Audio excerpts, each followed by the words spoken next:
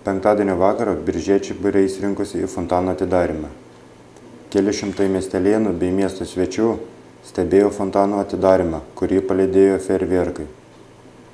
99% ir 9 turbūt geri puikūs atsiliepimai, nes biržiečiai buvo pasilgę fontano ir kad laukė, kada bus fontanai Biržuose, matėsi per atidarymą, kai žmonių buvo beveik kaip per miesto šventę. Tai labai džiugu ir kad gavosi padaryti šį darbą ir kad fontanai yra net ne vienas, 2 fontanai. Nes žiūrėjau seną fotografiją,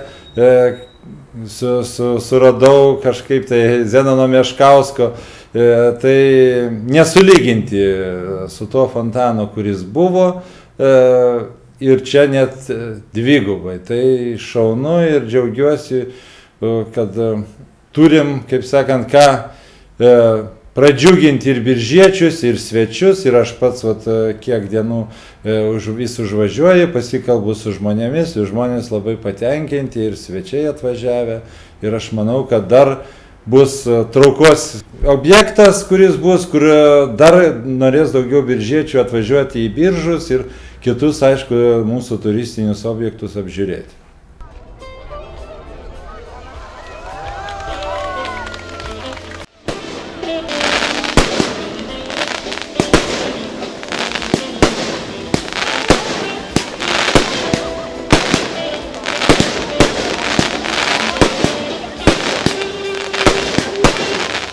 Panašu, kad Biržų miesto žmonėms fontanai tikrai patinka, nes ir per atidarymo šventę ir kiekvieną vakarą čia renkasi būriai žmonių. Tai tapo biržiečių mėgstama vieta. Kaip žinia, penktadienį 18 val. Iškilmingai buvo atidaryta fontanų kaip ir veiklos pradžia. Iš tikrųjų, tai bendras darbas administracijos, mero ir visų kitų žmonių, kurie prisidėjo prie šitų darbų. Iš tikrųjų, tai fontanai pastatyti vadovaujantis kūrybinių dirbtuvių mintimis, kur visi ir biržiečiai išreiškė savo pageidavimus, ir tai yra pirmieji darbai, kurie būtent padaryti šių kūrybinių dirbtuvių iniciatyvų pagrindu.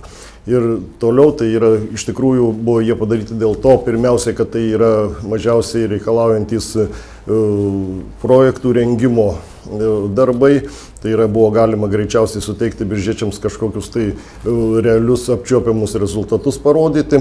Iš tikrųjų, toliau yra rengiama projektuojama yra viešųjų erdvių sutvarkymo projektai rengiami, ir iš tikrųjų čia yra tik tai pradžia visų darbų. Aš manau, kad greitų laikų pamatysime ir sekančius rezultatus. Tai taip, kad malonu iš tikrųjų, kad biržiečiams patiko fontanai, iš tikrųjų kiekvieną vakarą renkasi minios žmonių ir malonu matyti ir girdėti gerus atsiliepimus, ir tikiuosi, kad šie darbai nepasibaigs. Labai gražinamas miestas, pasak mero, ir toliau gražės, bus atliekami kiti numatyti darbai. Dar, aišku, daug idėjų, daug planų.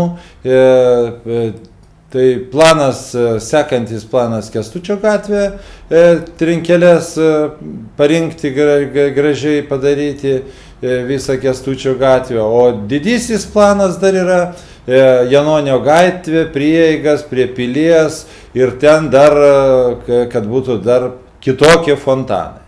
Aišku, galvosim ir prie Baltosios bažnyčios, galbūt kokį nedidelį fontaną padaryti tenais, bet svarbiausia bus Janonio gatvės aikštės rekonstrukcija, ir ten jau reikės irgi su dirbtuvės architektūrinės, kur buvo, ir visų miestelėnų pasiūlymai, o ten kokį dar reikės dar ten fontaną jau kitokį negu šis.